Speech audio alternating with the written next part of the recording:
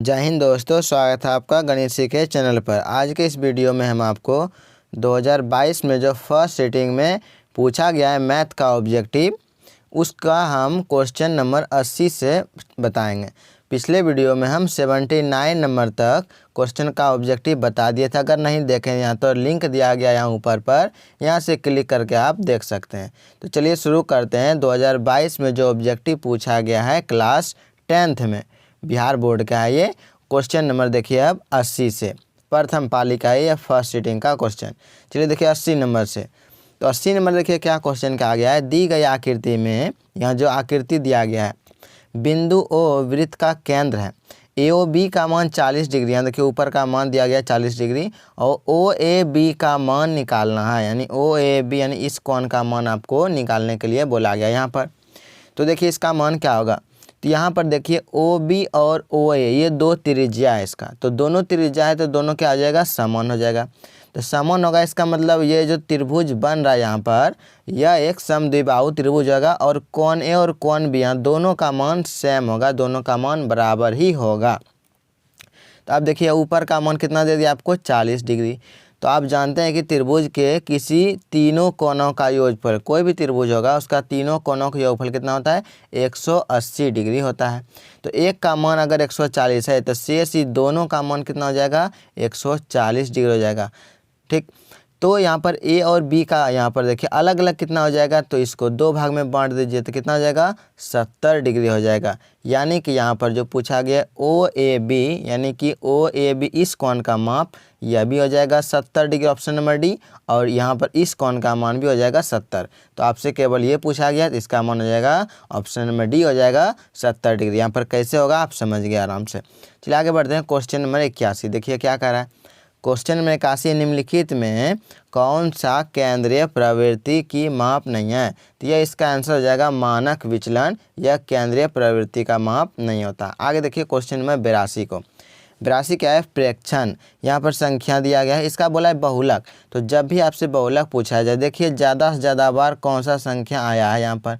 तो देखिए यहाँ पर 15 सबसे अधिक बार है, 15। तो यहाँ पर इसका बहुलक हो जाएगा 15। जब भी बहुलक पूछा जाए, जो अधिक बार यहाँ संख्या आएगा वही बहुलक होता है, ध्यान रखिएगा, बस ऑब्जेक्टिव यह बन जाएगा। अगला क्वेश्चन क्या है, 83 नंबर। प्रथम 5 प्राकृतिक संख्याओं का माध्य। 5 प्राकृतिक संख्या प्रथम शुरू से। तो देखिए प्राकृतिक संख्या 1 से स्टार्ट होता है, 1 2 3 और 4 और 5, ये पांचों का माध्य निकालने बोला गया है। तो माध्य निकालने के लिए क्या करते हैं, सभी संख्याओं को हम जोड़ देते हैं और बटे में जितना संख्या होता है उससे भाग देते हैं। यहाँ पर टोटल 5 संख्या है, तो इसको जोड़िए। देखिए 5 और 4 हो गया 9, 9 और 3 हो गया 12, और 12 2 14, 1 15, टोटल जोड़ेंगे तो कितना आ जाएगा 15, और बटे में कितना है 5, कटाएंगे तो हो जाएगा 3। यानी कि इसका जो माध्य हो जाएगा प्रथम 5 प्राकृतिक संख्याओं का माध्य हो जाएगा 3 हो जाएगा। ऑप्शन नंबर इसका बी सही है। आगे देखिए क्वेश्चन नंबर 84। क्वेश्चन नंबर 84 देखिए क्या है। क्वेश्चन नंबर 84, प्रेक्षण। 8 12 7 14 6 13 और 15 का माध्य निकालने बोला गया है। तो माध्य निकालने देखिए गिनती कीजिए कितना संख्या, 1 2 3 4 5 6 7, टोटल यहाँ पर 7 संख्या है, 7 संख्या है। यहाँ पर जो है ना आपको सभी को बढ़ते क्रम में सजा लेना है। बढ़ते क्रम में सजाएंगे अगर हम, तो सबसे छोटा यहाँ पर क्या है, 6 है। 6 के बाद इससे बड़ा कौन है, 7 है, 7 लिखेंगे। 7 से बड़ा यहाँ पर कौन है, देखिए तो 8 है, 8 लिख लेंगे। 8 से बड़ा यहाँ पर कौन है, 8 से बड़ा यहाँ पर है 12, तो 12 को लिख लीजिए। और 12 से बड़ा यहाँ पर क्या है, 13, तो 13 हो जाएगा। और फिर हो जाएगा कितना यहाँ पर 14, 14, और इसके बाद हो जाएगा 15। तो यह बढ़ते क्रम में सजा लिए। तो इसका देखिए मध्य यानी बीचों बीच कौन है, तो देखिए 1 2 3 4 5 6 7 संख्या। तो 3 इधर से हम साइड कर लेंगे और 3 इधर से साइड कर लेंगे, तो ये जो बीच में बचा 12, यह एकदम बीचों बीच है। तो यही इसका माध्यक मान हो जाएगा, यानी कि बीच वाला मान, यानी इसका 12 माध्य हो जाएगा। ऑप्शन में इसका डी सही है, 12 इसका माध्यक हो जाएगा। आगे देखिए क्वेश्चन नंबर 85 को। 85 क्या बोला है, तो माध्यक का 3 गुना, यानी 3 गुना में माध्यक। ठीक, तो माध्यक का 3 गुना और माध्य का 2 गुना का अंतर, तो यानी 3 गुना माध्यक और माइनस 2 गुना बोल रहा है ये माध्य, तो किसके बराबर होता है? तो यह बहुलक का सूत्र होता है, याद रखिएगा। बहुलक बराबर सूत्र होता है 3 गुना माध्यक और माइनस होता है 2 गुना माध्य होता है इसका सूत्र। तो बहुलक का ये सूत्र होता है, याद रखिएगा। ये बहुलक इसका सी नंबर ऑप्शन ठीक है, बहुलक आंसर हो जाएगा इसका। अगला देखिए क्वेश्चन नंबर 86 को। 86 नंबर क्वेश्चन क्या है? ए भुजा वाली समबाहु त्रिभुज का क्षेत्रफल। तो समबाहु त्रिभुज का क्षेत्रफल याद रखिएगा, सूत्र होता है √3/4 गुना भुजा स्क्वायर। तो आप समझ गए होंगे कौन सा ऑप्शन ठीक है, सी नंबर। देखिए √3/4 गुना भुजा को क्या मान लिया गया? ए, तो ए स्क्वायर लगा दिया यहाँ, तो ऑप्शन में इसका सी सही है। इसका सूत्र याद रखिएगा, √3/4 गुना भुजा स्क्वायर होता है समबाहु त्रिभुज का क्षेत्रफल का सूत्र होता है। आगे देखिए 87 नंबर क्वेश्चन। 87 क्या है? यदि वृत्त की परिधि और वर्ग का परिमाप दोनों ही 88 है, 88 के बराबर हो, तो इनमें से कौन सा कथन सही है यहाँ पर? तो देखिए वृत्त की परिधि कितना गया है? 88। वृत्त का परिधि अगर 88 सूत्र लगाएंगे 2πr, इसका मान दे दिया 88। अगर हम सूत्र सेट करेंगे 2 गुना 22/7 गुना r बराबर 88, यहाँ पर है 88। अगर हम कटाएंगे देखिए तो 22 चौके 88, ठीक, तो 22 चौके 88 हो गया। और फिर देखिए 2 से इसको 2 बार में, तो कितना बचेगा यहाँ पर? यहाँ पर देखिए बचेगा यहाँ r, इधर बचा बटे में 7 और बराबर में 2, r/7 बचेगा बाएं साइड, r/7 बराबर में 2। यानी कि अगर कोना कोनी गुना करेंगे तो r का मान आ जाएगा त्रिज्या 14 आ जाएगा। कितना आएगा? 14। यहाँ से त्रिज्या निकल गया, r का मान। अब देखिए इसका वर्ग का परिमाप भी 88 है। वर्ग का परिमाप क्या होता है? 4 गुना भुजा, 4 गुना होता है भुजा होता है। तो 4 गुना भुजा का मान समझिए 88 है। अगर हम भुजा यहाँ से निकालेंगे, 4 से इसमें भाग लग जाएगा, तो कितना आएगा? 22 आ जाएगा। तो भुजा का मान कितना आया? 22। अब आप दोनों का यानी कि इसका क्षेत्रफल भी निकालिए और वर्ग का क्षेत्रफल निकालिए और वृत्त का, यहाँ पर देखिए 2 चीज़ दिया गया है, वर्ग का बारे में और वृत्त का। तो दोनों का क्षेत्रफल के बारे में बोला गया। यहाँ देखिए संबंध किसके बारे में दिया है? क्षेत्रफल का। तो त्रिज्या का मान आ गया वृत्त के लिए कितना आया? 14। और इसका जो वर्ग आया, वर्ग के लिए भुजा का मान आया 22। अगर हम दोनों का क्षेत्रफल का सूत्र लगाते हैं तो वृत्त का क्षेत्रफल बड़ा आता है और वर्ग का क्षेत्रफल छोटा आता है। यानी इसका ऑप्शन नंबर ठीक है, जो ऑप्शन नंबर सी। अगर आप निकाल करके देखना चाहते हैं, निकाल के देख सकते हैं। वृत्त का क्षेत्रफल सूत्र लगाएंगे आप πr²। और वर्ग का क्षेत्रफल क्या होता है? वर्ग का क्षेत्रफल होता है भुजा स्क्वायर। तो भुजा का मान हम 22 निकाले थे और वृत्त का क्षेत्रफल, वृत्त की त्रिज्या का मान कितना निकाले थे? यहाँ का मान 14। तो इस पर सूत्र स्केच करना है, एक बार भुजा स्क्वायर पर लगा देना है भुजा का मान 22 रख करके। तो यहाँ पर आप निकाल लीजिएगा, तो वृत्त का क्षेत्रफल बड़ा आता है और वर्ग का क्षेत्रफल छोटा, इसलिए यहाँ पर ऑप्शन नंबर इसका सी सही है। वृत्त का क्षेत्रफल बड़ा होगा, ये बड़ा का चिन्ह है, और वर्ग का क्षेत्रफल छोटा हो जाता है। आगे देखिए 88 नंबर क्वेश्चन।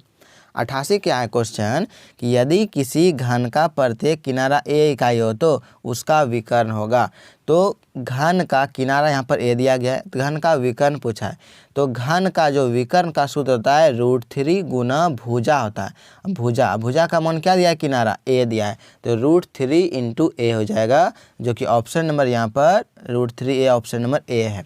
तो √3 × a हो जाएगा उसका विकर्ण का मान। तो विकर्ण का आप सूत्र याद रखिएगा, सूत्र याद रहेगा तो यहाँ पर आप आराम से बना सकते हैं। 89 नंबर देखिए क्या है? त्रिज्या r, ऊंचाई h वाले लंबवृत्तीय शंकु का आयतन। तो शंकु का आयतन का सूत्र आपको याद होगा, ऑप्शन नंबर बी देख लीजिए, 1/3 πr² h सूत्र होता है। त्रिज्या यहाँ r दिया हुआ है ही और ऊंचाई h है, तो इसका ऑप्शन नंबर बी सही है। आगे देखिए क्वेश्चन नंबर 90 को। 90 नंबर क्वेश्चन क्या है? यदि दो वृत्तों के क्षेत्रफलों का अनुपात 4:25 है तो उनकी त्रिज्याओं का अनुपात क्या होगा? त्रिज्या का अनुपात आपको ध्यान रखना है कि जब भी क्षेत्रफल का अनुपात दिया रहे, अगर त्रिज्या का पूछा जाए तो इसका आप क्या कर लीजिए? अंडर ले लीजिए, यानी कि 4 का वर्गमूल देख लीजिए क्या होता है? तो 2 होता है। 25 का वर्गमूल क्या होता है? तो 5 होता है। तो इसका त्रिज्या का अनुपात ऑप्शन नंबर डी हो जाएगा 2:5, यानी कि दोनों का अंडर रूट ले लीजिए, जो आएगा वही अनुपात इसका हो जाएगा। यानी कि 4 का हो जाएगा वर्गमूल यहाँ पर 2 और 25 का 5, जो कि ऑप्शन नंबर डी सही है। आपको इस तरह से बना लेना है, आपका बन जाएगा। अगर यहाँ तक वीडियो अच्छी लगे तो चैनल पर नए सब्सक्राइब कर लीजिए और वीडियो अच्छी लगे तो एक लाइक कर लीजिए ताकि अगला वीडियो हम लाएँ तो आपको आराम से पहुंच जाए, और चैनल पर सब्सक्राइब कर लीजिएगा तो अगला वीडियो आपको आराम से मिल जाएगा। अगला देखिए क्वेश्चन नंबर 51 तो अगर इस टाइप का 2022 में जो पूछा गया है, इसके बाद हम 21 का भी बनाएंगे। तो ये सब वीडियो आप 22-21 का 2-3 साल का अगर आप देख लेते हैं क्वेश्चन बैंक से तो ज़्यादा से ज़्यादा ऑब्जेक्टिव आपको समझ में आएगा किस तरह से पूछा जाता है और आराम से आप बना पाएंगे। तो आप 2-3 साल का ऑब्जेक्टिव का तैयारी ज़रूर करके रखें जो कि पूछा गया है 2-3 साल पहले उसका। चलिए आगे देखें क्वेश्चन नंबर 91 को। क्वेश्चन 91 क्या है, यदि किसी वृत्त की परिधि क्या होता है 2πr होता है वृत्त की परिधि, और क्षेत्रफल का परिणाम समान हो, यानी कि क्षेत्रफल क्या हो जाए बराबर हो जाए, यानी कि परिधि और क्षेत्रफल क्या बराबर, तो बोला वृत्त का व्यास क्या होगा, व्यास निकालने के लिए पहले क्या चाहिए त्रिज्या चाहिए। देखिए ये पाई कट जाएगा, एक आर यहाँ से कट जाएगा और आर का मान क्या बच जाएगा 2 आ जाएगा, यानी त्रिज्या कितना आ जाएगा यहाँ से जो यहाँ पर कहा गया इसके अनुसार आर का मान आ जाएगा 2।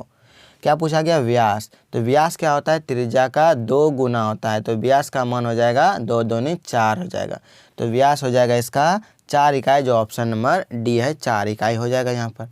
92 देखिए क्वेश्चन में क्या है 92 नंबर क्वेश्चन है 3 सेंटीमीटर त्रिज्या वाले गोले का आयतन होगा।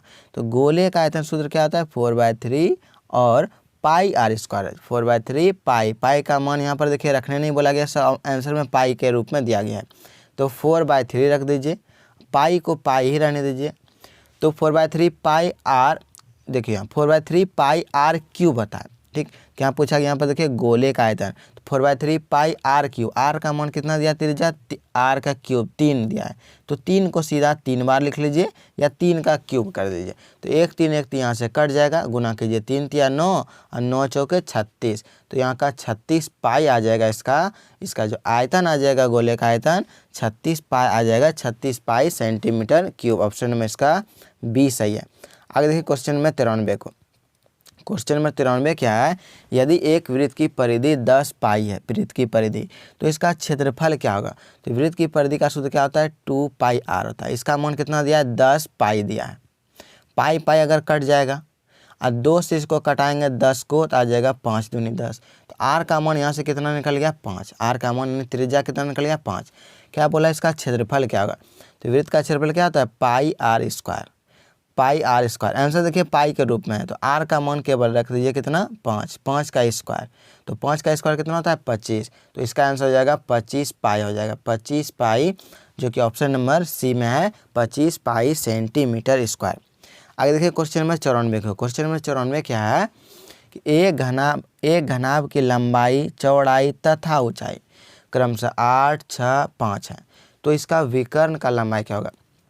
घनाभ का विकर्ण के लिए सूत्र देखिए क्या होता है, आपको लिख रहे हैं यहाँ पर, तो घनाभ की लंबाई अगर चौड़ाई दिया रहा है और ऊंचाई, तो घनाभ का विकर्ण का सूत्र होता है रूट अंडर लंबाई की स्क्वायर जोड़ चौड़ाई का स्क्वायर और जोड़ ऊंचाई का स्क्वायर, यानी कि root under l square plus B square plus H square, इसका सूत्र होता है विकर्ण का।